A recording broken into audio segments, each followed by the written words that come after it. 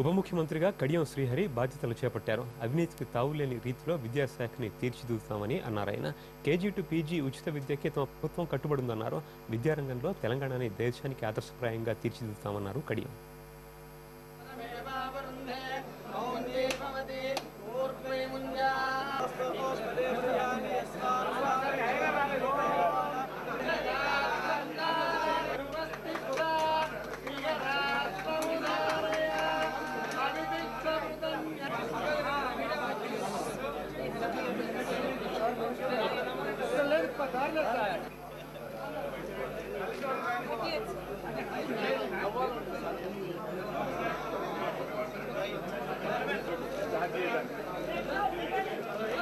గౌరవనీయులు కల్వకుంట్ల చంద్రశేఖరరావు గారి ఆశీర్వాదంతో వారి కేబినెట్ లో నేను ఉప ముఖ్యమంత్రిగా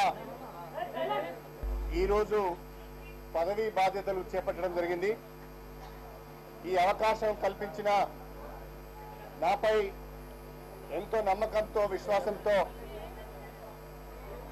నాకు ఈ పదవి ఈ శాఖను అప్పచెప్పిన ముఖ్యమంత్రి గారికి ముందుగా హృదయపూర్వకమైన కృతజ్ఞతలు తెలియజేసుకుంటున్నాను. వమ్ము చేయకుండా